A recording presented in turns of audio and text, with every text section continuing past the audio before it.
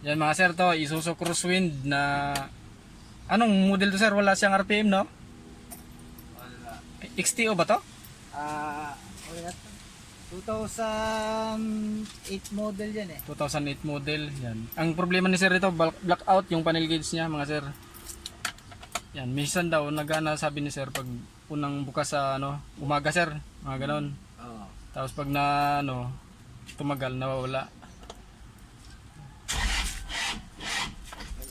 Hard start siya sir. Ito ah.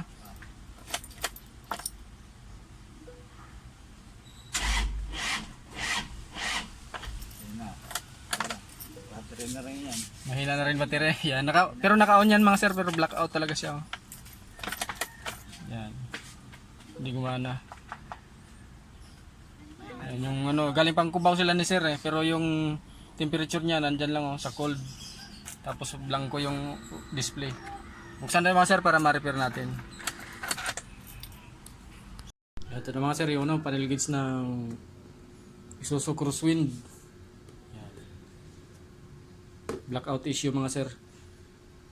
Galing pa silang Cubao. First time lang daw ito mabuksan sabi ng may-ari. Buksan din mga sir para ma-repair natin kung kaya pa i-repair.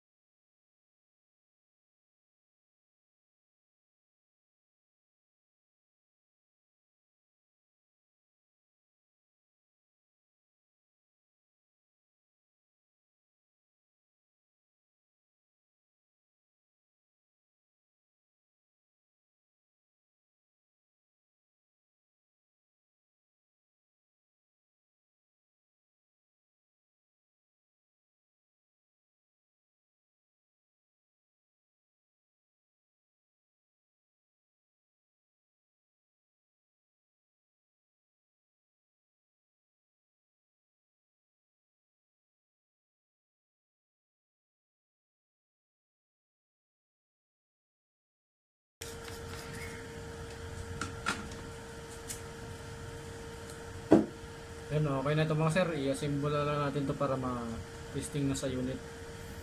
Assemble ko na lang ito mga sir. Yan, okay na mga sir. Yung panel gauge ng Toyota Crosswind. Isuzu Crosswind. Yan. Yung gas ni sir, yan, dyan na lang talaga. Kanina dito yan sa gitna sir, no? Oo. Nag-stuck siya dito. Tapos gumano na yun. Okay na siya. Yan, tapos yung Odo, gumana na rin yung Odo. Pipindot ko eh. Okay na sir yung Odo niya. Gana na rin yan sir yung speedometer. Yung temperature kakaandar lang kaya mababa. Hindi pa nataas. Yan, okay na siya mga sir. Galing pa sila ni sir ng Cubao eh. Dumayo dito. Maila para makain lang yan. Okay na mga sir, maraming salamat. Isuzu Crosswind na blackout issue ngayon okay na siya. Yung Odo okay na siya. Yan, bali pinalitan ko na rin ng ng film kasi sunog na yung negative at saka positive na film niya. Parehas sunog kaya pinalitan ko na. Kaya lang dark mode. Yan, hindi tulad sa original. Pero okay siya, kita-kita rin naman number sir. No? Maraming salamat.